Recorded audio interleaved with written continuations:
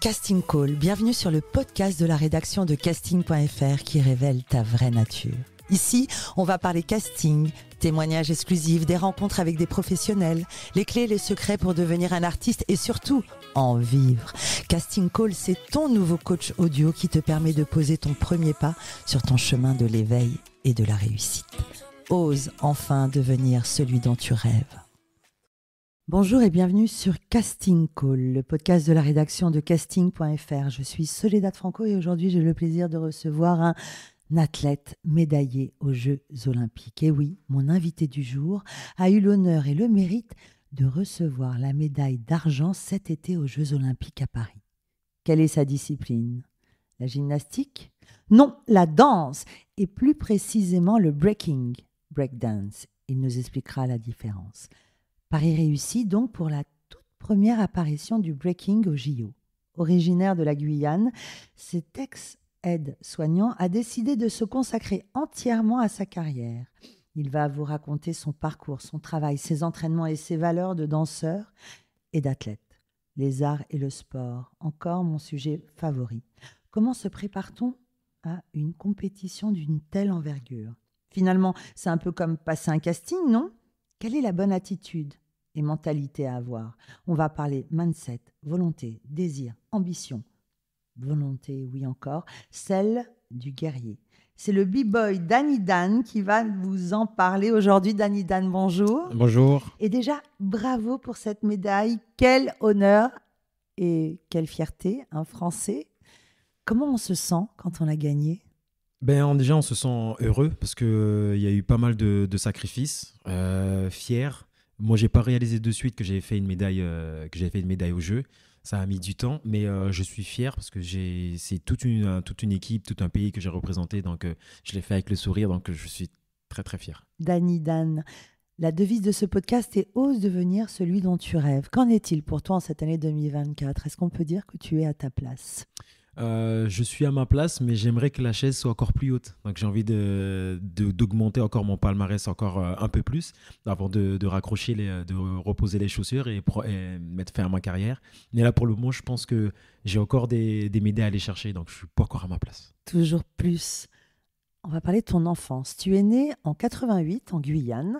Quel genre d'enfance as-tu eu ? Je crois que vous étiez 8 frères et sœurs. C'est ça, on était 8 frères et sœurs, famille sportive. Tous sportifs. Tout sportif. Ma mère, c'est une grande dame parce qu'elle nous a élevés seuls. Moi, au décès de mon père quand j'ai eu 5 ans. 5 ans. 5 ans. Donc 5 ans, ton papa est parti. C'est ça. C'est tôt. Donc ma mère, elle a pris les deux casquettes en tant que père et mère. Donc elle nous a élevés comme il fallait. Elle n'a pas pu tout nous donner, mais en fait avec la détermination et puis nous on était solidaires. Donc on a été chercher ce qui nous manquait et puis ça nous a plu. Si je pouvais revivre encore ma jeunesse, ça serait avec plaisir. Tu es le plus petit, tu es au milieu, tu es le plus grand. Je suis le 7e et j'ai une jumelle avec moi. Ok. J'ai une jumelle qui s'appelle Danise. Danise. Donc c'est Dany et Danise. Donc, et moi j'ai 2 petits frères, ce sont les 2 derniers, donc de 30 et 26 ans. La Guyane, raconte-moi, j'imagine la caricature, tu vois, la plage. Elle était comment ? C'était quoi ton environnement ? L'Amazonie, il fait chaud, humide, soleil, bonne ambiance, couleur antillaise, on va dire timal, chaud, créole, pas mal de nourriture de plusieurs communautés, du Brésil, de la Guyane, d'Haïti, du Suriname. Et ça, c'est ce qui m'a nourri pour être le sportif que je suis, parce qu'en fait, ça amène plein de calories. Et vu qu'on n'était pas très télé, on était beaucoup sport à l'extérieur, donc ça nous a forgé, ça nous a donné un physique naturel qui fait qu'aujourd'hui, en fait, peu importe le sport que j'ai pu faire, en fait, j'ai toujours été bon dans chaque sport. Et tu rêvais de quoi, enfant ? T'avais des rêves ? Oui, j'ai eu des rêves. Thierry Henry, j'ai vu, Marie-Josée Pérec. Donc moi, je voulais être footballeur de base. Ok, donc déjà, tu rêvais d'un avenir sportif. C'est ça. Je voulais être sportif de haut niveau, footballeur de haut niveau. Et équipe de France et tout ça, je rêvais c'était ça mon rêve, porter le maillot d'équipe de France. Et après, je suis tombé sur le breakdance. Je suis tombé amoureux, j'ai arrêté le foot. Tout ça en Guyane ? Tout ça en Guyane. J'ai commencé en août 2003 grâce à mon cousin. Et dès que j'ai vu le breakdance, ben, je suis tout de suite tombé amoureux parce que c'était spectaculaire. Il y a beaucoup de culture, il y a des gestes de gymnastique, il y a eu de la capoeira, il y a eu pas mal de danse à l'intérieur. Du coup, ça m'a inspiré, ça m'a permis de me connaître, de savoir, parce qu'à 15 ans, on se cherche encore, on cherche sa personnalité. J'étais un peu timide, ça m'a permis de m'affirmer, de danser devant déjà d'une centaine de personnes, parce que ça a commencé par là. Et après, plus je dansais, plus je prenais de l'assurance. Et par rapport à moi, mon caractère, ben, ça s'est affirmé. Et maintenant, je danse devant des milliers de personnes et ça ne me dérange pas du tout. Au Des contraire, j'adore. milliers de personnes. Alors justement, explique-nous quelle est la différence entre le breaking et le breakdance. Ben, le breakdance, c'est voilà, la première appellation de la danse. Et le breaking, c'est la nouvelle appellation. Pour moi, c'est la même chose, parce que ce sont les mêmes mouvements, ce sont les mêmes compétitions, ce sont les mêmes musiques, les mêmes règles, mais c'est la même chose en fait, c'est la nouvelle appellation du breakdance. Et sur quel genre de musique tu dansais? C'est quoi tes influences musicales? Ben, en fait, vu que moi, mes parents sont haïtiens, donc quand ils faisaient le ménage, donc ils mettaient du compas. Donc Ok. la Guyane, c'est le zouk, c'est de la dancehall, c'est du raga, c'est du rap. Et je me suis beaucoup inspiré de ce qu'écoutaient moi, mes grands frères, grandes sœurs et ma mère. Et après, quand j'ai commencé un petit peu à voyager, à rencontrer d'autres personnes, donc ils m'ont ramené vers la soul, funk, R&B, Hmm. rap US des années 2000. Donc ça, j'ai grandi dans ça. Donc moi, quand je parle musique, que j'écoute musique, bah, c'est du Usher, c'est du Akon, Vraiment, je suis resté à l'ancienne, je suis resté un grand classique. Donc après, j'écoute un peu de tout, un peu d'afro, beaucoup de dancehall, du compas, de zouk. Ça, c'est vraiment, Quand on vient de Guyane, on a une telle influence. Tu dois aimer aussi la musique brésilienne et c'est ça. ouvert Donc, à à force toutes ces de, influences. ouais, à force de baigner là-dedans, ben, en fait, on écoute et on a le rythme dans la peau. Donc ça devient, c'est au quotidien. Il y a une Hmm. voiture qui passe, mais en fait, il y a un peu de samba et un peu de carnaval. Donc, on danse petit à petit. Donc, c'est vraiment au quotidien, c'est un peu tous les jours. Donc, ça, c'est un bon ressenti. Et je me suis inspiré de toutes ces personnes qui étaient autour de moi, de ma culture, de ce qu'ils m'ont donné au quotidien, de ce que j'ai vu. Et je me suis dit, je vais essayer de leur représenter au maximum et prendre ce qu'il y a à prendre et garder le positif et ensuite aller le représenter dans les compétitions. Donc, tu as grandi dans un environnement naturel, bien nourri, avec des frères et sœurs vers l'extérieur. Une ambition d'artiste. Alors, c'est intéressant quand tu dis je rêvais du maillot, de mettre les couleurs de la France. C'est beau. À 15 ans, pardon, tu découvres la danse, ton corps donc, l'acceptation de soi. Et j'ai lu quelque part que c'était un exutoire parce que tu as vécu un drame, la perte d'un ami proche. C'est à ce moment-là? Non, c'est pas, c'est vraiment, ça a été après. Mais la perte de mon ami, ça m'a ouvert les yeux que vraiment, je devais vraiment profiter Ici et de. maintenant. Voilà, c'est ça. Je vais pas dire que c'est un mal pour un bien, mais en fait, c'est ce drame qui m'a ouvert les yeux, qui m'a permis de profiter, de me donner à 200%, parce que je le faisais déjà avec le plaisir. Mais là, maintenant, je le fais avec le plaisir, en plus du sourire. Donc, je profite vraiment de l'instant présent. Euh, je retire toujours du positif dans une défaite. Et dans chaque expérience que je fais, ben, en fait, j'y vais vraiment à 200%. Je me dis, si je fais une gaffe, je préfère la faire à 200% que Hmm. faire une petite gaffe. Authentique et entier. À 15 ans, donc, le breaking, le break, dance. Mais là, tu te dis quoi? Tu vas en faire ton métier? Ben, ça fait maintenant 21 ans que je danse et j'ai arrêté mon contrat d'être soignant. Ça fait déjà 2 ans, 3 ans. Et c'est déjà mon métier. Donc, de m'entraîner, de représenter la France, ben, en fait, c'est mon travail et c'est ma passion. Donc, je le fais toujours comme quand j'avais commencé à 15 ans. Mais Ben, à je le fais 15 avec ans, tu amour. te dis, je vais en vivre, ça va être mon métier. Tu imagines qu'on peut en vivre de ce Non, métier? mais justement, je vivais le jour le jour. C'était vraiment, je profitais du moment présent et je pensais Carpe pas après. diem. Voilà, c'est ça. Et aujourd'hui, bah, je fais toujours pareil. Des fois, mon coach, mon prépa physique, il me dit, ouais, bon, demain, on va faire cet exercice-là, cet exercice. Je lui dis, eh, stop. Demain, c'est trop loin. Viens, on fait maintenant déjà. Donc, vraiment, c'est l'instant présent. C'est quand je souffre maintenant. Et après, demain, ça sera une autre souffrance. Mais là, maintenant, c'est maintenant. Donc, je vis vraiment le moment. C'est une des lois universelles les plus puissantes et les plus positives. Ton premier souvenir artistique, c'est lequel? C'est vraiment comme mon cousin, il m'a appris les premiers mouvements. Initié. Il m'a initié. Parce qu'en fait, il m'a montré un truc et j'avais déjà vu ça dans un film de Bruce Lee. Ok. Donc, nous, on appelle ça le relevé chinois, c'est qu'on est sur le dos et hop, Ouais, et il on remonte. connaît. Voilà, c'est ça. Et en fait, il m'a montré, mais il m'a dit, ouais, tu fais comme ça. Au premier essai, j'ai pas réussi. Deuxième, ça ressemblait à quelque chose.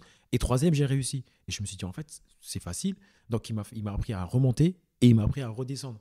Donc, je me suis dit, en fait, c'est facile. Et je lui ai dit, t'as encore autre chose. Et il m'a appris encore plein de petites choses comme ça et que je faisais à l'école, juste comme ça, tac, tac, tac. Je faisais peut-être 75 milliards de fois dans l'école. T'es Ma devenu la maîtresse, elle me star de l'école.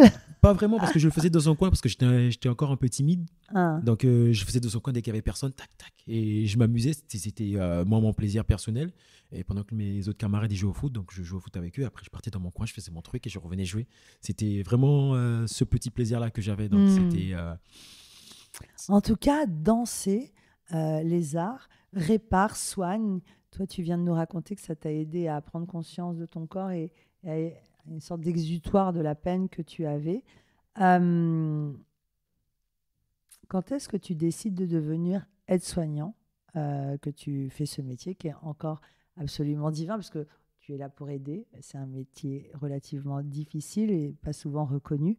À quel moment tu deviens aide-soignant? J'imagine que tu as fait des études. Oui, c'est ça. Mais en fait, moi, j'ai un CAP vente. Mhm. Ensuite, juste après l'obtention de mon CAP, ben, je suis parti à l'armée. J'ai fait 2 ans. Ouais. Tu as fait 2 ans d'armée? 2 ans d'armée. Catastrophe. Et après, j'ai C'était senti. bien? Franchement, c'était génial. J'ai appris pas mal de choses. J'ai appris sur moi-même encore. En fait, toi, tu es toujours positif. Tu relèves les challenges sans... Ou alors peut-être que... Parce que j'ai souvent entendu que c'est si difficile, l'armée. Pas pour toi. C'était difficile. Parce que il y a eu des moments où c'était vraiment dur. Donc, c'était aussi mental. Je me suis dit, s'il y a d'autres personnes qui l'ont fait, moi, je peux le faire. Et pourquoi un autre et pas moi? Mhm. Et je me donnais toujours cette détermination-là. J'avais pas envie de décevoir ma mère aussi. Et surtout terminer délinquant ou avec un casier judiciaire ou faire Parce que tu avais commencé à faire des bêtises un petit peu? des petites. Pas des petites, mais pas jusqu'au délit, pas jusqu'au... J'ai un Mhm. casier judiciaire qui est vierge, donc moi, merci. Donc c'était ça. Dans ma famille, personne n'a fait de prison, donc je voulais aussi suivre les traces de mes grands frères, parce Mhm. que non seulement ils allaient aussi comment dire ça, me remonter les bretelles, et j'avais pas envie, je voulais vivre les choses pleinement. Et l'armée pour moi, ça a été une consécration, pas mal d'accomplissements. Et Une sorte de cadre c'est ça, et ça de m'a donné discipline. voilà, c'est ça. Et après, quand j'ai décidé de quitter l'armée pour la danse, je suis venu en métropole avec mon cousin, Alors, ce c'est même ça. cousin, À quel moment tu es venu? en 2008. On le salue, ce cousin. Hein. Oui, justement, lui, il a arrêté la danse et il est champion de boxe Muay Thai. Ok. Il est double champion du monde, triple champion d'Europe et triple champion de France. Donc, il a arrêté le breaking, mais il continue encore D'accord. dans les sports de combat. Donc, c'est pour ça qu'on continue en parallèle Comment dans le s'appelle boxe. ce cousin? Anthony. Anthony, qu'on salue. Une carrière de sportif pour tous. C'est C'est ça. fou, c'est ce que tu racontes, une famille de sportifs. Oui, L'héritage familial. ben c'est ça. Mais vu que j'ai toujours traîné avec des potes qui faisaient du sport, ben en fait, moi, ça me poussait à faire du sport et à moins être dans la rue à faire des bêtises. Ben, j'avais envie de m'entraîner, j'avais envie de pousser, j'ai envie de savoir où mon corps, où ma passion allait m'emmener. Mm. Et j'avais toujours envie de... Je suis un compétiteur. Donc là, l'histoire commence. Tu t'entraînes, tu participes à des compétitions. Donc justement, les compétitions, ça se passe où? Dans des stades, dans la rue. On a rencontré pas mal de personnes qui nous racontent comment il y a des accords. Telle place m'appartient le samedi, mais tu as l'air de dire que tout se passait d'une façon positive et bon enfant. Ben c'est ça, parce qu'en fait, les entraînements, ça se passait... Il y avait pas mal d'entraînements, on s'entraînait dans les gares, à La Défense, à Gare de Lyon. Il y avait Châtelet aussi. Donc c'était tous les soirs, après 18h, quand les gens ils sortaient du boulot, ils sortaient de l'école. Et en fait, il y a un danseur qui venait avec une mi-pro, avec une petite enceinte. Et en fait, ça s'entraînait comme ça. Donc on profitait de la musique du danseur et c'était vraiment partage. Et là, j'ai vraiment appris, j'ai découvert des personnes, j'ai découvert des danseurs, des bons danseurs qui m'ont montré plus ou moins montré ce qui me manquait moi dans ma danse. Donc je me suis inspiré de ces personnes-là. Et le week-end, ben, en fait, tous les dimanches, il y avait le battle. Il n'y avait rien à gagner, mais c'était vraiment l'expérience. Il y avait vraiment une ambiance. C'était vraiment, on attendait ça. C'était Le dimanche à 13h, 14h, ben en fait, tous les danseurs, ils arrivaient. Et c'était à côté du McDo à la Défense, c'était à la Coupole. Et on venait, il y avait le rendez-vous, tout le monde était là. Hop, la musique démarrait. Et il y avait les battles en 2-2, en 2 contre 2, en 3 contre 3, en 1 contre 1, en crew, en équipe. C'est ça, c'était l'ambiance. Et quand on repartait content parce que on a vécu quelque chose d'extraordinaire. C'était un échange d'énergie. On se confrontait à d'autres danseurs. Donc, il y avait des danseurs qui venaient du 95, du 91, de 78, de Paris. Et ça, et il y avait nous aussi, les 9-7X des îles. Et on venait, on s'affrontait. Il y avait un vainqueur. On repartait avec des vidéos. Et on était vraiment contents. Et c'est à partir de là que je me suis inspiré à gauche, à droite de l'énergie pour moi, me construire moi en tant que danseur. Et je me suis spécialisé dans les compétitions solo parce que j'aimais bien ça. Je me suis dit, ah ouais, plutôt, je suis plutôt pas mal en solo. Et j'ai commencé à faire quelques compétitions en solo. D'abord en Île-de-France, j'ai commencé à remporter des battles. Après, j'ai commencé à sortir un petit peu de l'Île-de-France. Et après, un petit peu plus dans les pays à côté, Espagne, Belgique, Suisse, Hollande. J'ai commencé à bouger. Et tu faisais tout seul. Tu t'entraînes, tu es un autodidacte, tu observes. Tu apprends en regardant, et après, c'est toi qui t'inscris en Espagne, à l'international, seul. Tout seul. Donc, je prenais mes billets, et ça coûte, vu que je me organisais un petit peu à l'avance. Donc, des fois, à la dernière minute, je voyais c'était le vendredi soir, il y avait un battle le samedi je sais pas, en Allemagne. Hop, je regardais les billets, tac, tac, tac, tac, tac. Libre. Et je prenais le billet et je partais. Passionné, libre. Oui, vraiment passionné, juste pour la compétition. Et après... tu travaillais en tant qu'aide-soignant ? Non, pas encore. J'ai fait plein de petits boulots. J'ai travaillé à la mairie de Paris. J'ai travaillé... j'ai fait plein de petits boulots. J'ai été livreur. J'ai fait plein de petits boulots. Pour gagner ta vie et pouvoir vivre pleinement cette passion. C'est ça. Et quitter la Guyane pour atterrir place de la Défense, c'était comment ? C'était passionnant, stressant, parce qu'on ne savait pas dans quoi on partait, mais on savait qu'on partait dans quelque chose qu'on voulait faire. Et en fait, on ne voulait pas avoir ce regret de se dire qu'on a eu la chance de le faire et qu'on n'a pas pu le faire. Et on s'est dit, c'est maintenant ou jamais. Si on ne le fait pas maintenant, on ne va jamais le faire. Quelle est ta plus belle rencontre artistique ou sportive ?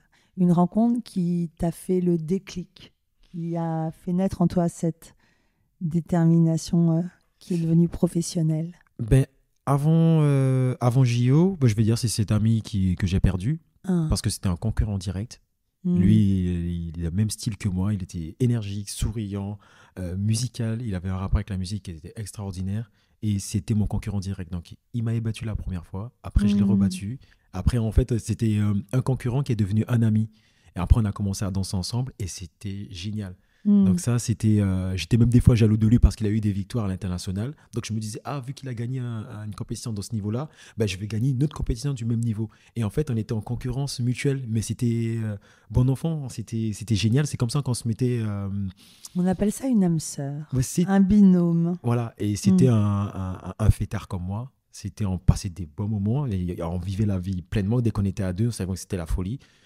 Dès que je faisais un délire, en fait, il avait le même délire. Donc, c'était vraiment passionnant. Et la partie fédérale, la partie JO, c'est quand j'ai rencontré Marie-Josée Pérec. Et je l'appelle, pour moi, c'est ma tata des athlètes. Et il y a aussi Malia Metella. Ce sont des sportifs que j'ai vus quand j'étais jeune, parce qu'ils ont fait pas mal des Jeux Olympiques. Ils ont participé à pas mal de Jeux Olympiques. Donc, je les ai vus. Et inconsciemment, je me suis dit, ah ouais, quand même, je me rappelle où je l'avais vue. Elle m'avait donné de l'émotion parce que j'avais 8-9 ans quand j'avais vu la première fois. T'imagines comme quoi c'est tellement important d'imaginer, de rêver toutes ces icônes et on finit par les rencontrer. On entend souvent ce témoignage des gens qu'on reçoit ici. On finit par rencontrer ces gens qu'on a tant observés, admirés. Et il y a une chose qu'elle m'a dit et qui m'a beaucoup marqué jusqu'à aujourd'hui, c'est quand je suis arrivé avec la médaille au Club France, elle a ouvert les bras et m'a dit « Bienvenue dans la famille des médailles ». Waouh. Et ça m'a vraiment touché. Ton palmarès, c'est conséquent. C'est trop. Quand tu me racontes que tu t'entraînais, que tu participais à ces compétitions avec cet ami perdu, est-ce que vous aviez une hygiène de vie particulière? Est-ce que déjà, tu étais comme un athlète? Tu dis que tu étais fêtard. Aujourd'hui, j'imagine que tu donnes plus trop place à cette fête. Mais à quel moment tu as mis en place une hygiène de vie, cette hygiène de vie qui est exigée par les grands athlètes? Ben, en fait, déjà, avant les Jeux, déjà, bon fêtard, mais je m'entraînais déjà beaucoup. Mhm. À peu près 6 à 8 heures par semaine. C'était beaucoup. On s'entraînait à haute intensité. Une pizza par là, un tacos par-ci, mais c'était vraiment occasionnel. Et vu qu'on s'entraînait beaucoup, donc on n'avait pas le temps de prendre des kilos. Mhm. Si on prenait des kilos, c'était des kilos de muscles. Mhm. Donc on n'avait pas le temps. Donc nous, on profitait de ça. C'était travail, entraînement. Quand on avait des journées libres, ben, c'était entraînement, entraînement, entraînement. Et après, on vivait.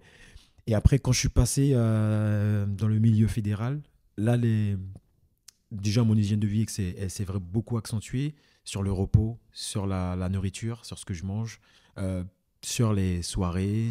Ça a été radical. On a tout coupé. Et j'ai augmenté mes horaires d'entraînement. Je m'entraînais 2 fois par jour. Donc, ça me faisait entre 4 et 6 heures par jour. Et je revenais à peu près à 25 heures semaine. Mhm. Donc, beaucoup de repos, de l'eau et pas de soirée. Corps, âme et esprit. Donne-moi, s'il te plaît, pour nos auditeurs, quelques conseils d'hygiène de vie, nutrition, santé. Quelles sont les choses à faire? Par exemple, tu te réveilles le matin, tu bois un verre d'eau. Donne-moi des tips, des secrets pour pouvoir faire de son corps un moteur énergique et...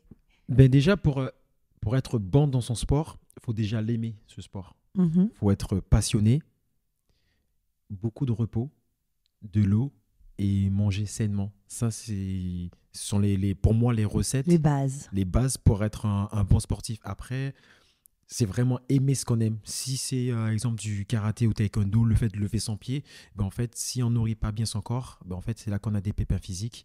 Et si on se repose pas assez, parce que le repos fait partie de l'entraînement, parce que lorsqu'on sollicite les muscles, exemple la musculation, le muscle il va pas gonfler pendant l'effort. C'est une fois qu'il sera reposé, c'est là qu'il va travailler, c'est là qu'il va se régénérer et qu'il va prendre de l'amplitude. Mais c'est dans les repos. Et donc c'est pour ça que je me suis imposé une sieste par jour. Ok. De combien de temps? Je veux tout J'avoue savoir. que j'abusais un petit peu. Normalement, une 2 bonne heures. sieste. Ouais, à peu près. Ok. Une bonne sieste, c'est à peu près 20 minutes. J'ai jamais cru à ça. Moi, moi, je me disais, je me donnais 2 heures parce que j'adorais de faire la sieste. C'est après le repas, sieste, et après, une fois que je sortais de ma sieste, ben, j'avais Comme les l'entraînement. Espagnols, il faut s'écouter 2-3 heures. Donc, c'était pour moi, c'était un bon moyen voilà. Parce que c'est bon pour toi. Il faut savoir C'était bon pour moi, s'écouter voilà. aussi. C'est quand on se sent Plus bien sérieusement, mentalement. il faut savoir s'écouter. Ouais. Quand on se sent bien mentalement, ben, en fait, physiquement, ça va suivre. Et le fait de se dire que je reculais pas pour aller à l'entraînement parce que c'est quelque chose que j'adore. À l'entraînement, tu vas faire quelque chose que tu aimes, ben en fait, tu vas bien le faire. Et ça, c'était tous les jours, tous les jours, tous les jours. Et j'adorais me reposer. Ça veut dire que j'allais voir mes amis, on bougeait un petit peu, on allait au resto. Moi, je suis un très grand fan des jeux vidéo. Donc, avec mes amis proches, mais c'était des jeux vidéo tous les soirs. Faut savoir que moi, j'ai la chance d'être un couche-tard, lève-tôt.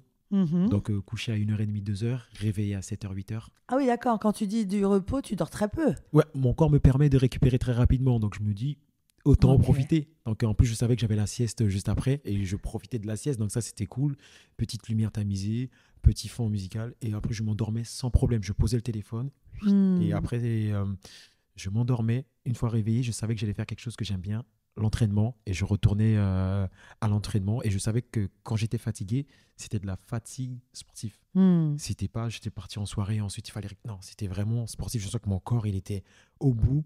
J'avais des séances de récupération. C'est que tous les soirs, je faisais de la cryothérapie. Donc, Là, tu parles de quelle période? Tu parles de la période quand tu es rentré en fédération. c'est ça. Voilà, cette période-là, c'était balnéo-cryothérapie. C'était vraiment pour récupérer. Et en fait, je préparais déjà mon corps pour le lendemain. Donc, c'était ma vraie... Moi, ce qui m'intéresse, c'est comprendre à quel moment tu as basculé dans le milieu professionnel. C'est-à-dire que je t'imagine breakdancer dans la rue, à faire des compétitions, partir à droite, à gauche. Ton métier d'aide-soignant, je trouve ça formidable. Tu t'es formé? Oui. Ouais, c'est à partir de 2016, mon premier travail à l'hôpital. Je travaillais à l'hôpital Antoine Béclair, à Antony. Et je connaissais pas le métier d'aide-soignant. Je faisais autre chose, j'étais agent technique. Et d'un coup, je parle avec des collègues parce que ça faisait quoi 1 an et demi que je travaillais là-bas. Et du coup, elle me dit, ouais, moi, je suis aide-soignant. Je dis, mais c'est quoi ça, aide-soignant? Et du coup, elle m'a expliqué. C'est infirmière ou pas vraiment? Non, c'est on travaille en collaboration avec l'infirmière. D'accord. Donc, c'est vraiment aider les personnes dans leur quotidien, leur donner à manger, faire des toilettes, les accompagner vraiment. T'as aimé faire ça? C'est un métier de... Si t'aimes pas faire ça, tu deviens maltraitant. Et moi, vu que j'aime bien aider mon prochain, je me suis dit, tiens, c'est assez cool, c'est top comme métier, je vais le faire. J'ai passé le concours, je l'ai réussi, j'ai fait l'entrée à l'école, je me suis régalé, j'ai rencontré pas mal de personnes, ça a ouvert ma vision en fait sur la vie et je me suis dit c'est ce métier que je veux faire et j'ai commencé à le faire et je me suis régalé pendant des années à le faire. Mais entre-temps, personne ne savait que j'étais danseur parce que je continuais à danser parce que j'ai jamais arrêté la danse. Okay. Et la journée, j'étais à l'école j'étais aide-soignant. Et le soir, dès que ça se terminait, hop, je partais entraînement. Donc, j'avais dans mon sac, j'avais mes affaires d'entraînement. J'avais 2 sacs. J'avais mes affaires d'entraînement dans un sac. Et dans l'autre, j'avais mes affaires de mes cours et tout ça. Quand je partais en stage, c'était vraiment... j'avais 2 casquettes. Mais ils ne le savaient pas. Ils l'ont su très, très, très tard. Et à quel moment et comment, ça y est, tu rentres à la fédération? Comment ça se passe? On est venu te chercher. C'est toi qui as décidé. Est-ce que ça se décide, justement? Oui, ça se décide parce que l'annonce que le breaking faisait son entrée au jeu, ça s'est fait en 2019. Et moi, j'étais encore, je me disais, bon, je me tâte, je sais pas, je vais voir comment ça va se passer. Et je laisse une année passer. Ensuite, il y a la période Covid. Moi, je continue encore à m'entraîner. Je continue à m'entraîner et j'ai toujours la période Covid, j'imagine que tu as travaillé. Oui, j'ai travaillé. Tu fais partie de ces zéros qui étaient à l'hôpital. C'est ça. Donc, c'était dur, mais en même temps, vu que j'aimais ce que je faisais, donc je l'ai fait avec plaisir. Et vu que j'avais beaucoup de temps pour m'entraîner, donc je m'entraînais dans mon garage. Et je préparais aussi l'après-Covid. Donc en 2021, il y a eu le championnat de France. Donc je me suis qualifié, j'ai gagné les championnats régionaux. Je me suis qualifié, j'ai pris une licence pour 1 an. Et là, toujours tout seul? Tu n'as toujours pas de coach? Toujours pas de coach. Tout seul? Tout seul. Ok. Pas d'entraîneur, pas de coach, rien? Pas de coach. J'avais mon groupe, mon crew qui s'appelle Vagabond, qui est de Agnières. Donc, on a un coach. Donc, vu que moi, je suis assez âgé, donc j'ai développé mon style. Donc là, pour modifier mon style, c'était un peu compliqué. Et vu que je suis un peu dur d'oreille, donc moi, je fais ce que j'aime. Donc, c'était un peu dur de travailler avec moi. Et je suis en électron libre. Si je me sens enfermé, en fait, je suis moins performant. Et si tu me laisses libre, mais avec une clôture autour et que je peux vaciller, je peux aller à gauche, à droite comme je veux. C'est là que je suis assez performant. Donc le coach, il m'a utilisé dans ce cadre-là avec mon groupe. Donc ça, c'était plutôt pas mal parce que j'étais assez libre, mais conditionné à être dans le groupe et à performer. Donc ça, c'était mon kiff. Et 2019, tu gagnes. Je fais vice-champion de France. Okay. Donc je perds en finale. C'est là que la fédération il m'appelle, il me dit ok, on va faire des rassemblements avec l'équipe de France. Si ça t'intéresse, je dis ouais, pourquoi pas mal. Je vais essayer parce que c'est un truc qui me plaît. Je voulais découvrir toujours de nouvelles choses, sortir de ma zone de confort. Donc moi j'y vais, première fois, premier rassemblement. Je me dis ok, c'est cool, ça ressemble à ça un peu l'équipe de France. Alors justement, comment tu te sens la première fois que tu te présentes? Déjà, c'était toujours moi le plus vieux. Donc j'avais 32 ans et les autres membres de l'équipe de France, ils avaient 17, 18, 16. Waouh. Donc incroyable. Il y avait une génération qui nous séparait. C'était un frein, un problème, un obstacle? Non, parce qu'en fait, je me suis dit, malgré mon âge, mon corps me permet de rester à haut niveau. Je me dis, mais donc pourquoi pas, je reste là. Tant que je peux, j'ai ma chance et que je peux ramener des médailles. Mon corps me permet, on y va. Et ça a été un peu dur parce que j'ai eu quelques réflexions. Oui, tu seras trop vieux pour 2024. Et ça, je me suis servi de ça. Je leur ai dit, donnez-moi juste une chance. Et comme dit, comme fait, 2022, je suis champion d'Europe et tous les autres Français sont éliminés. Je ramène la médaille d'or. J'ai prouvé une fois. Je me suis dit, c'est pas fini. J'ai encore envie de. Et j'ai été chercher Et là, d'autres tu médailles. augmentes en puissance dans les entraînements. Ben, c'est là que je rencontre mon coach. C'est ça. Là, se crée un groupe autour de toi. Voilà. Il y a eu un pôle qui s'est créé à l'INSEP. C'était le pôle France à l'INSEP. Donc ça, c'est en 2022. 2022. Tu gagnes. Et là, on s'organise avec un groupe. Alors, détaille-nous le groupe.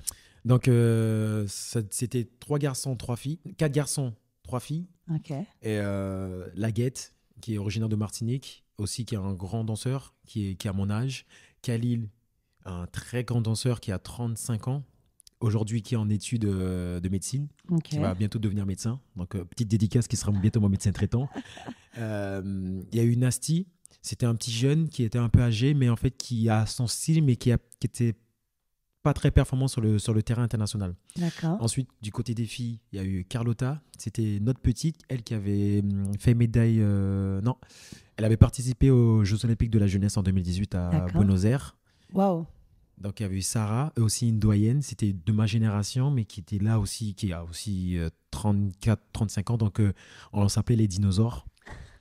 Et voilà, c'était l'équipe de le pôle INSEP. Donc, on participait au championnat olympique. Et là, tu gardes toujours ton travail d'aide-soignant? Non, j'ai pris la décision en juin 2022 de prendre une année sabbatique. Donc, je leur en parle. Ils me disent OK, Sans problème. sans problème.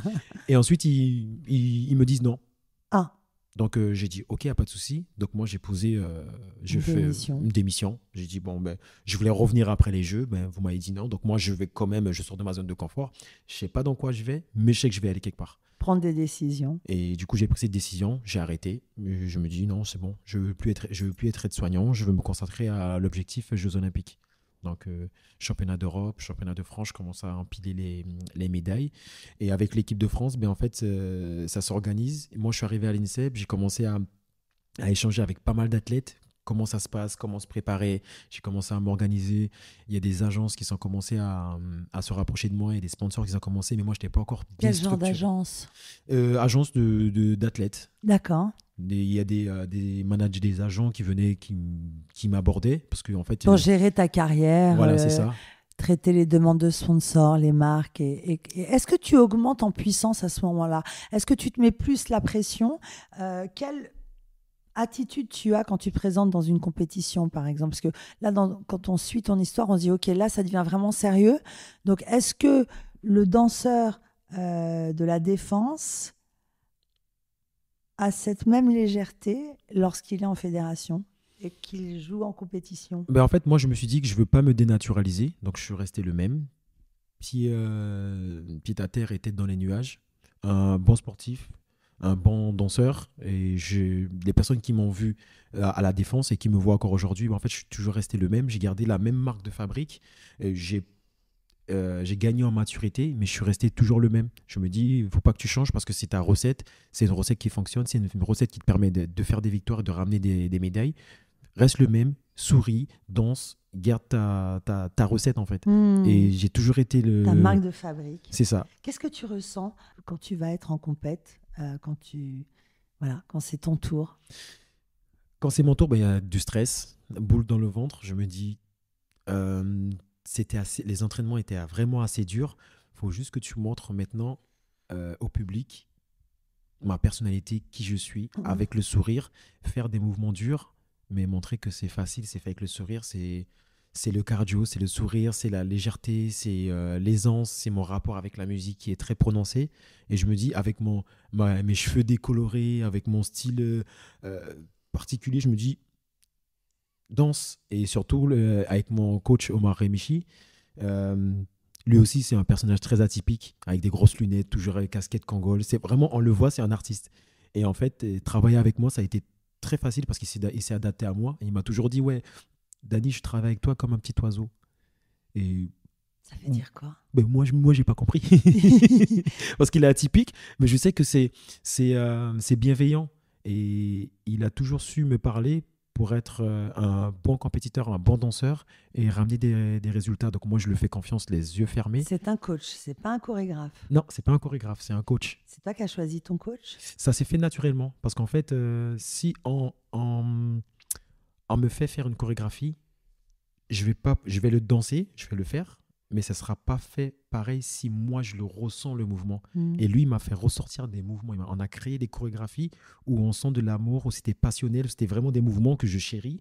Et quand je parle avec passion en danse, ben en fait, ça se voit tout de suite. J'arrive à créer la magie. Et en fait, J'entends beaucoup ce besoin d'authenticité en oui, toi, c'est ça. d'être honnête. Mais j'ai envie quand je danse, mais en fait, je partage une espèce de sunshine qui fait que ça prend. Il y a beaucoup de lumière, ouais, on sent en Mais toi. j'essaie de prononcer ça. Et Omar Emechi, il m'a aidé à prononcer ce truc-là. Donc j'ai gardé. Je me dis, toi, coach, tu restes avec moi. C'est une recette qui fait que on peut empiler des médailles. Ben, on va empiler les médailles. Et depuis 2 ans, mais en fait, on n'a fait que ça. Donc toutes les médailles que j'ai fait, Comme c'est quoi, avec c'est lui. important de bien s'entourer. Quel conseil donnerais-tu à tous ceux qui passent des castings et qui stressent? J'ai plein d'artistes qui viennent me voir en me disant, je me prépare, je vais à des cours et dès que j'arrive face à la caméra, je perds mes moyens.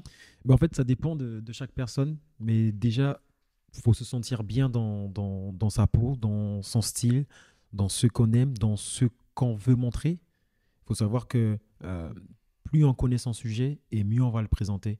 Et après, faut se dire, je vais passer un entretien, une audition, ben, après, je ne vais pas mourir. Et je sais que je suis fort, mais j'ai envie de montrer à tout le monde que je suis fort. Et tout ça avec la simplicité, il faut juste arriver et dire, OK, c'est mon moment, regardez bien tous, regardez bien, et c'est mon moment. Et là maintenant, faut présenter. C'est de la confiance en soi, ce n'est pas de l'arrogance, mais c'est juste montrer son énergie, son sunshine. Avec rien, on peut montrer quelque chose. Et comme quoi ça se fabrique et ça se construit, parce que tu nous racontais que tu as été relativement timide enfant, que justement la découverte à 15 ans du breakdance, ça t'a fait prendre conscience de ton corps.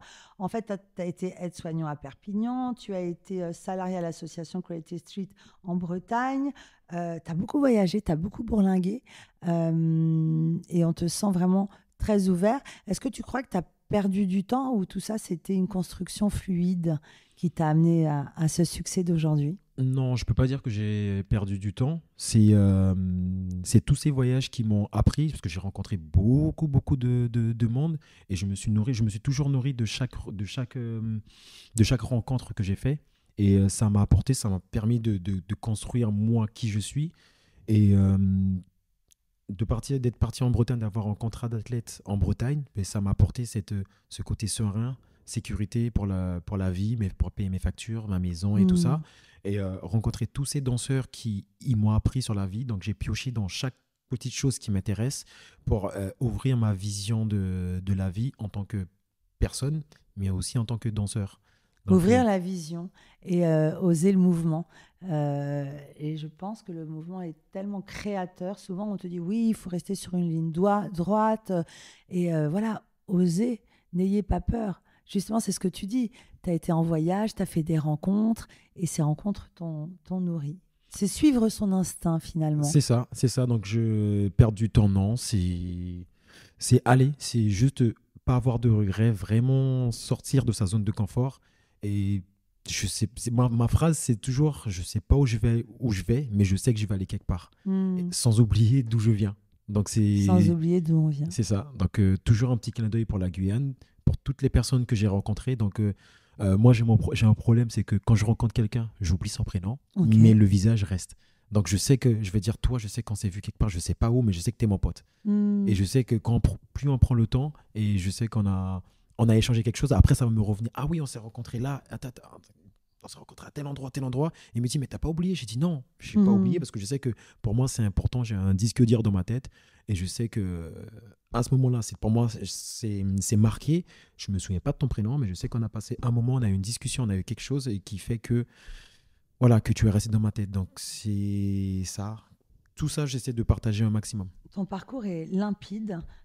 Et puis surtout, ça monte en puissance. Est-ce qu'il y a eu des moments de doute où tu t'es dit, ok, je lâche, c'est pas fait pour moi? Ben, il y a toujours des moments de doute, mais je me suis toujours dit que je suis bon dans ce que je fais et que je ne vais pas lâcher de suite. Et je dois encore prouver des choses. Donc, je ne pouvais pas me dire, ouais, je vais lâcher.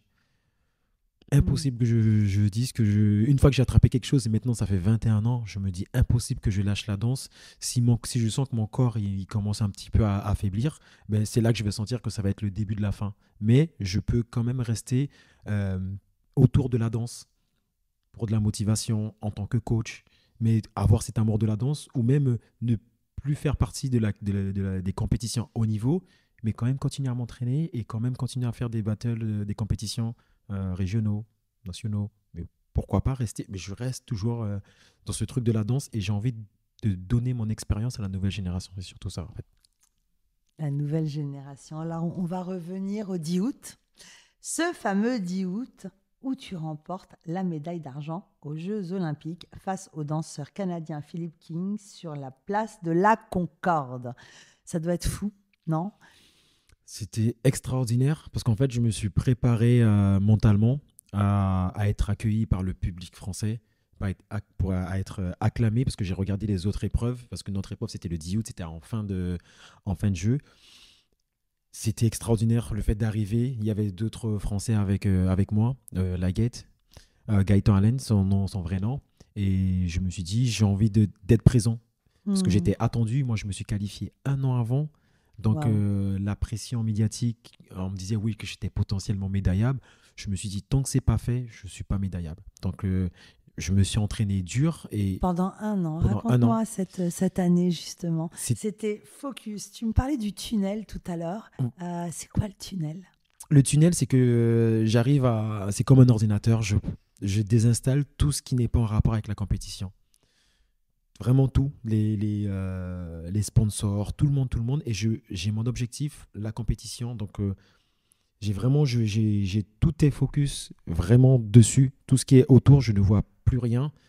Médias, sponsors, amis, famille, vraiment tout le monde. Même ma mère, je l'ai oublié. Donc, pour dire, c'était vraiment focus là-dedans. Et pendant les Jeux, en fait, j'ai fait que ça pendant 1 an. Je me suis consacré qu'à ça, observer mes adversaires, avoir une stratégie au cas où si je tombe contre tel danseur parce qu'il a telle particularité, et avoir une ligne de conduite sur chacun des danseurs. Donc, objectif, c'était ça. Pour le 10 août, c'est être prêt mentalement pour représenter la France parce qu'en fait, le breaking faisait son entrée.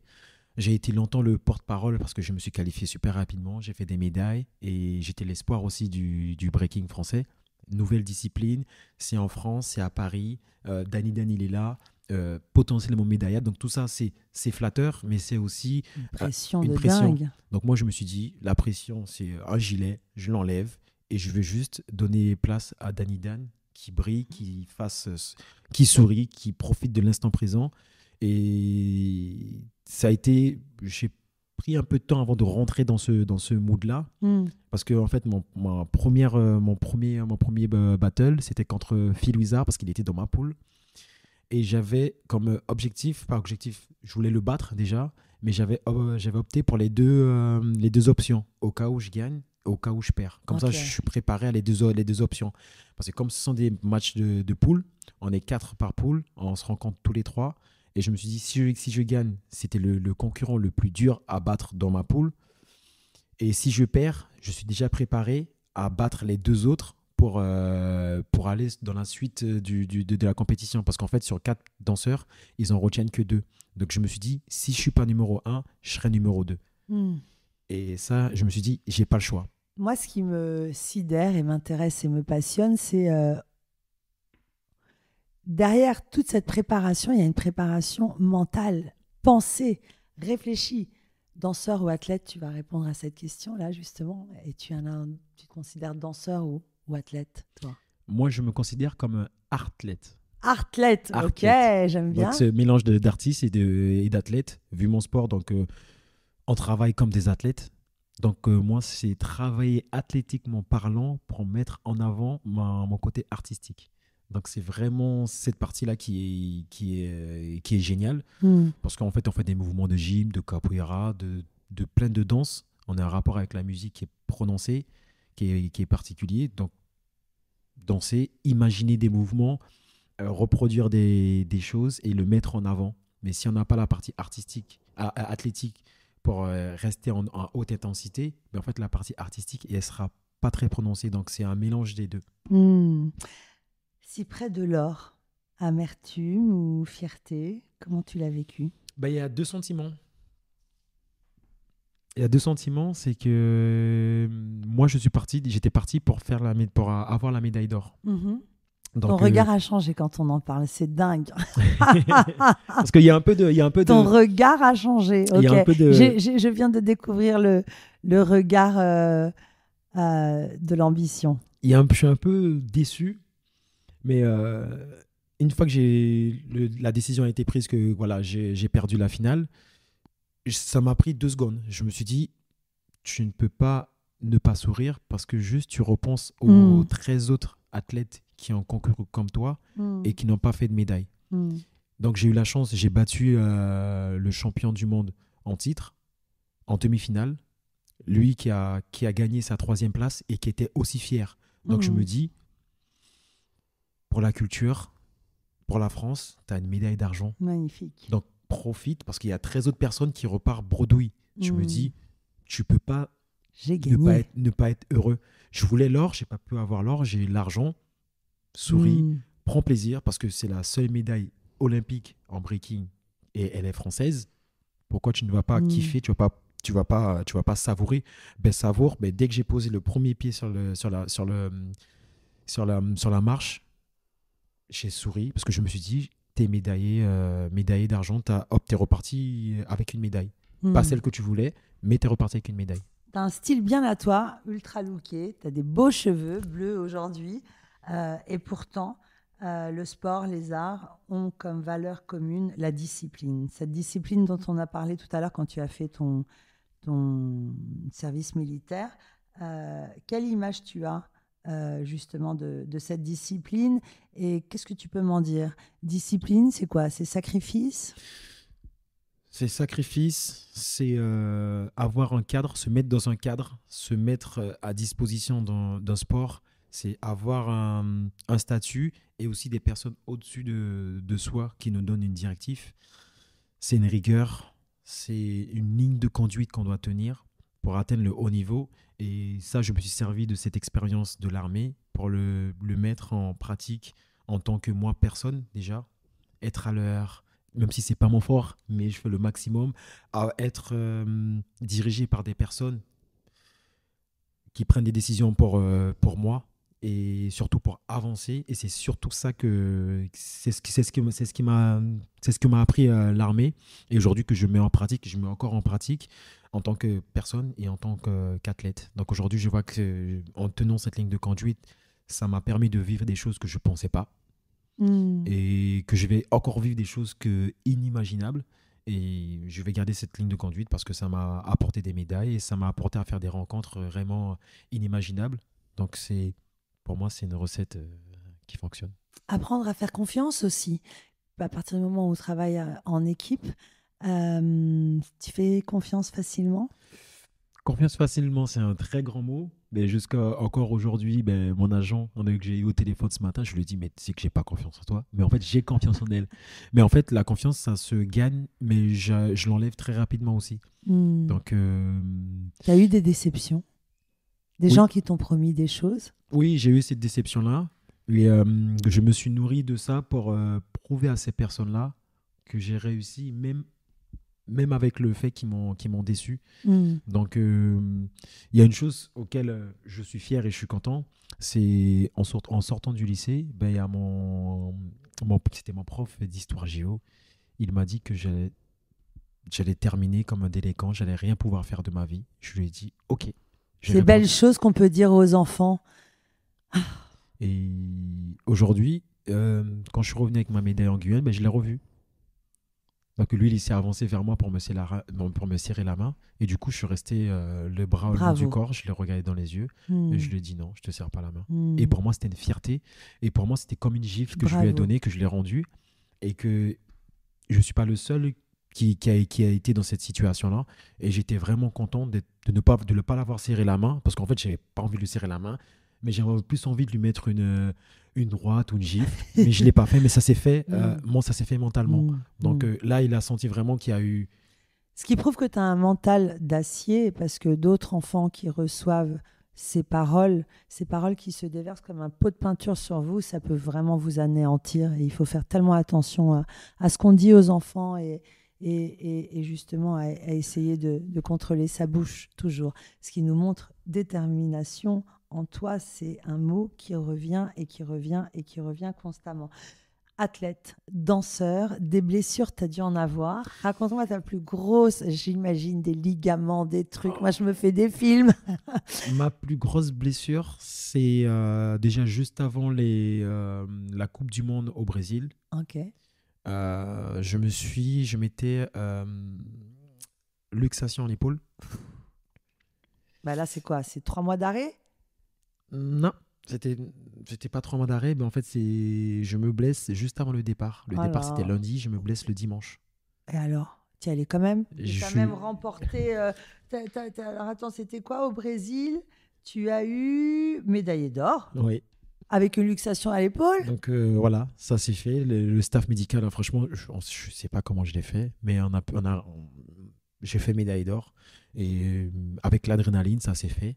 Et après, j'ai repris ma réduc normalement, j'ai renforcé mon épaule. Et même moi, je me pose encore la question comment j'ai fait ça. Et Comme quoi, deuxième blessure, l'esprit emmène le corps, hein. ouais, Vraiment. Même si après, j'imagine que tu as eu encore ouais, plus mal. j'ai eu encore plus mal. Et ma deuxième blessure, c'était juste avant les Jeux Olympiques, un mois avant les Jeux Olympiques, un mois et demi, rupture ligament cheville. Aïe, aïe, aïe. En fait, j'ai fait une surcharge d'entraînement et sur un mouvement que je faisais tous les jours, je l'ai fait et j'ai entendu le craquement, ligament et j'ai fait vraiment ça s'appelle LTFAI. C'est vraiment les ligaments qui tiennent la cheville. Je pouvais pas sauter, je pouvais pas marcher sur la pointe des pieds. Et j'avais une botte pendant un mois. C'était mental, c'était dur. Heureusement que j'ai une équipe autour de moi. Donc, je devais partir en vacances. Je suis pas parti en vacances. J'avais une botte de marche. Et un mois avant les Jeux, un mois et demi avant les Jeux, Oh là là. c'était 6 semaines, J'imagine. 6 semaines de rééduc, de renforcement, de rendez-vous avec mon prépa mental. Mon prépa physique, c'est la personne que je voyais le plus. C'était dur. Parce qu'en fait, moi, je regardais sur les réseaux sociaux, je regardais mes autres adversaires s'entraîner. Eux, ils n'étaient pas blessés. Chose qu'il ne faut absolument pas faire. Mais pour moi, c'était quelque chose qui me renforçait le mental. Parce que je C'est savais ça. que j'allais être au En rendez-vous. fait, moi, j'ai une phrase, je la répète tout le temps. Vous la connaissez, cette phrase. Enquêter, rechercher et comprendre. En fait, tu enquêtais en observant tes adversaires pour pouvoir identifier leurs talents, leurs stratégies. C'est ça. Et en même temps, moi, me renforcer mentalement et me dire, je sais que je vais guérir et je sais que je vais reprendre et je sais que je vais doubler d'énergie pour faire quelque chose. Hmm. Et en sachant que je me suis aussi nourri de cette blessure au Brésil, en me disant, c'est peut-être un mal pour un bien, parce que j'ai travaillé sur mes lacunes, vu que je ne pouvais pas poser la jambe, le pied. Donc, je travaillais sur mes mains. Donc, j'ai travaillé toute la partie supérieure de mon corps, qui fait que, en termes de cardio, j'avais beaucoup pris. Des appuis sur les mains, j'avais beaucoup pris. Et j'avais pris en masse musculaire, j'avais pris, je crois, 1,5 kg en masse musculaire. Donc, je me suis dit, oh, c'est plutôt pas mal. En termes de cardio, j'ai senti que c'était génial. Et j'ai beaucoup travaillé les mouvements, ce qu'on appelle les power moves. C'est les mouvements de gymnastique. Donc, les Thomas et tout ça. Donc, j'avais 1,5 kg. C'était le poids de la botte de marche. Et en fait, je faisais des mouvements avec. Donc, ma prépa physique, elle était super contente. Et moi aussi, j'étais super content parce que je voyais que j'avais gagné en termes de power move, de mouvement. C'était fluide, De souplesse. de souplesse. Et après, là où commencent les 2 dernières semaines avant les Jeux, là où commence le travail plus dur, c'est vraiment le travail sans botte. Hmm. Parce qu'il fallait que je reprenne confiance. Parce que je sais que mon corps, il était à 80-90% de ce qu'il pouvait faire. Mais c'est reprendre confiance mentalement et se dire, est-ce que ma cheville va pas relâcher juste Aïe, avant les aïe, Jeux aïe. ou juste pendant l'effort aux Jeux. Donc c'était là, avec mon prépa physique, prépa mentale, qu'on a fait un travail vraiment, et les kinés aussi de l'INSEP, on a fait vraiment un travail de fond pour que moi je reprenne confiance. Et avec Omar Remichi, mon coach, qui me rapprenne à reprendre confiance et à donner de l'amour à des mouvements auxquels je ne faisais plus. Hmm. et surtout à prendre confiance à faire ces mouvements-là pendant les jeux. Donc, je ne pouvais pas sauter. Je pouvais juste faire des petits sauts, mais c'était vraiment pas. Mon corps pouvait le faire, mais mon cerveau, il se disait qu'il ne pouvait pas le faire parce que j'avais pas envie d'avoir mal et j'avais pas envie de refracturer cette blessure qui m'avait touché, mais vraiment profondément. Le mental, la force mentale, ce mindset, ça revient constamment à tel point que tu es même devenu coach. Tu fais des interventions, enfin coach, intervenant en entreprise, où tu parles justement de ce mindset. C'est quoi le coaching mental? C'est quoi exactement? C'est vraiment, c'est montrer en fait cette détermination, ce mindset qu'on a, c'est comment se préparer pour chaque épreuve, que ce soit sportive, pour des projets personnels ou professionnels. C'est comment on va Passer un casting. voilà, passer un casting, c'est se différencier par rapport aux autres concurrents, parce qu'en fait, un battle, c'est un casting. On est face à d'autres concurrents et c'est prendre le tour suivant, c'est gagner, montrer au jury qu'on a les capacités de passer au prochain tour. Comment tu gères la pression et la concurrence justement lors des compétitions quand vous êtes face à face? C'est grâce à ce coaching mental que tu transmets et que tu enseignes aujourd'hui en entreprise et même dans les écoles. Je crois qu'on t'appelle dans les écoles, tu parles aux enfants. C'est ça. Je parle aux enfants, je leur explique vraiment l'objectif, se mettre en tête l'objectif et savoir ce qu'on peut utiliser pour atteindre cet objectif-là. Donc, par la passion, par la patience, par la détermination, par ce qu'on va endurer. Parce qu'en fait, une victoire, il n'y a pas que des choses bonnes dedans, il y a de la souffrance. Parce qu'en fait, pour être fort, pour tenir, exemple, un passage entre 30 et 45 secondes qu'il faut répéter 15 fois, mais en fait, ça va faire mal au corps, ça va faire mal aux muscles. Il y a des personnes qui vont réussir mieux que nous, Patience plus et vite que nous. résistance. C'est ça. Donc, nous, on va juste progresser à notre manière, mais il faut juste savoir que on va arriver à cet objectif-là, mais il faut y croire. Si moi, je ne crois pas déjà en moi, comment les autres personnes ils vont croire en vous? Et il y aura toujours un nouveau sportif qui va faire une petite différence qui fait qu'il sera mis sous la lumière plus que vous. Et c'est à vous de travailler longtemps, durement et vraiment prendre plaisir pour dire, voilà, je suis meilleur que cet athlète-là ou ce travailleur-là. J'ai un projet qui est différent, mais qui va apporter plus, qui va toucher beaucoup plus de C'est une personnes. connexion à soi avant tout. C'est ça. Éveiller cette confiance en soi, cette estime, c'est une connexion à soi. Donne-moi 5 valeurs essentielles pour toi pour atteindre ce coaching, cette détermination mentale. Avoir une ligne de conduite, Ouais. premièrement. Deuxièmement, la confiance en soi. Qu'est-ce que je peux dire d'autre? Sortir de sa zone de confort. Être passionné et vivre les choses pleinement. Pleinement, ici et maintenant. C'est beaucoup revenu, ça. Tu as donc été médaillé et ça a complètement chamboulé ta vie.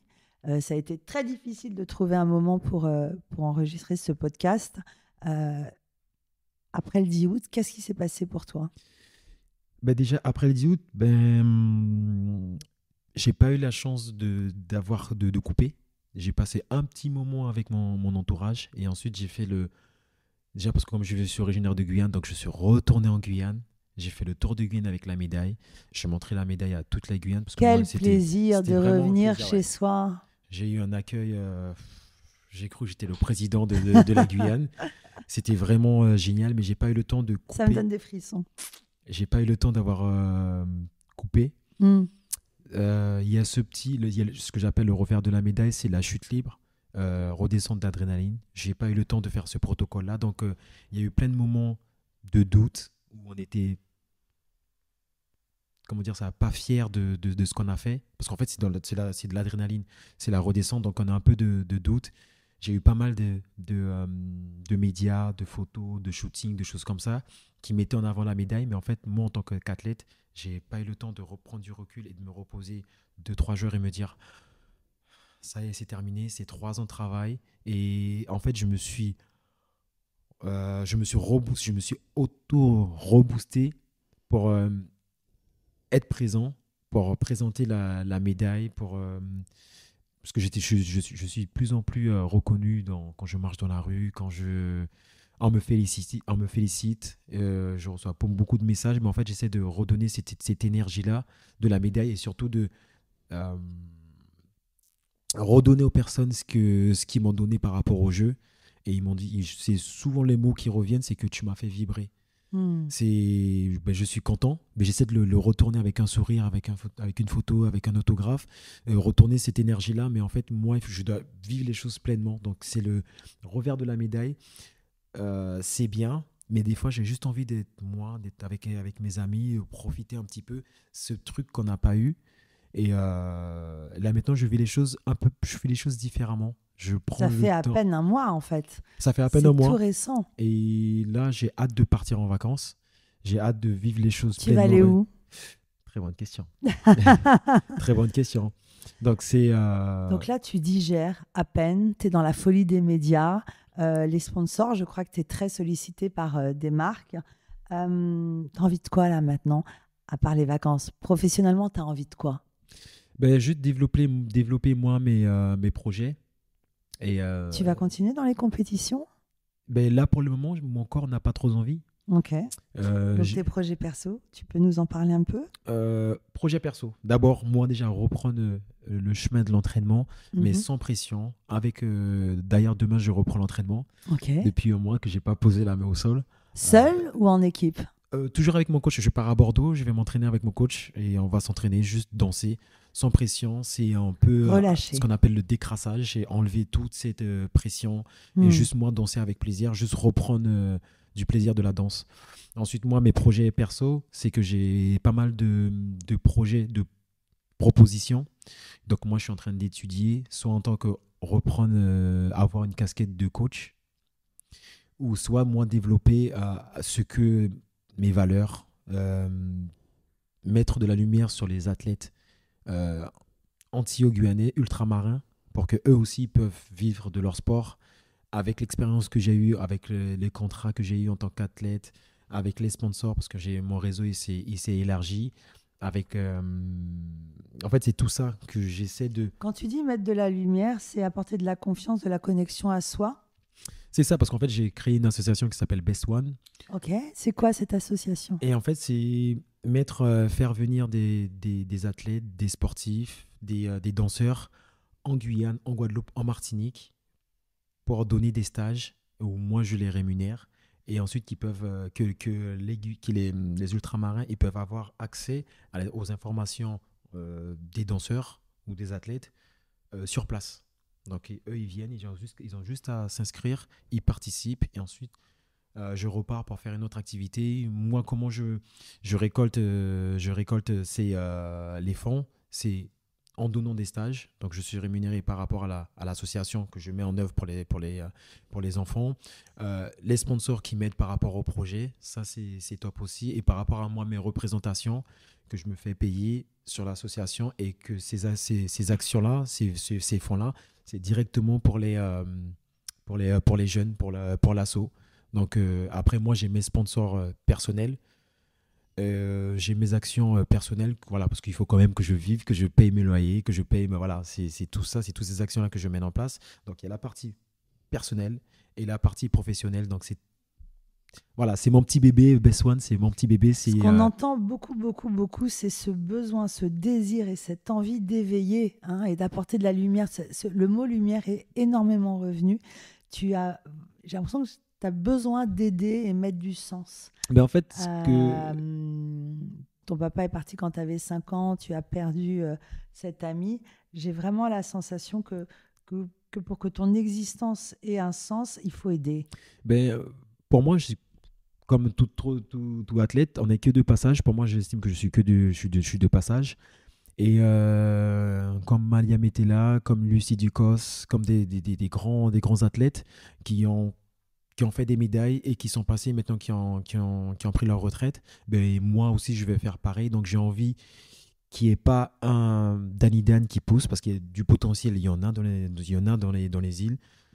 Mais en fait, j'ai envie qu'il n'y ait pas un Danny Dan qui pousse, mais un autre athlète qui naisse qui puisse écrire son histoire, et juste en utilisant ce que j'ai proposé. Donc, j'ai pas besoin de reconnaissance. Juste la reconnaissance que je veux, c'est que lui, il performe et qu'il écrive son nom à côté du mien en disant, OK, je suis devenu un athlète comme Lucie Ducos, comme Alain Mettelia, comme Danny Dan, et c'est lui qui écrive son nom, qu'il soit champion olympique ou champion du monde, peu importe dans ce qu'il fait, dans le sport qu'il fait, en fait, qu'il puisse juste écrire son nom dans l'histoire. Ça, Écrire son histoire.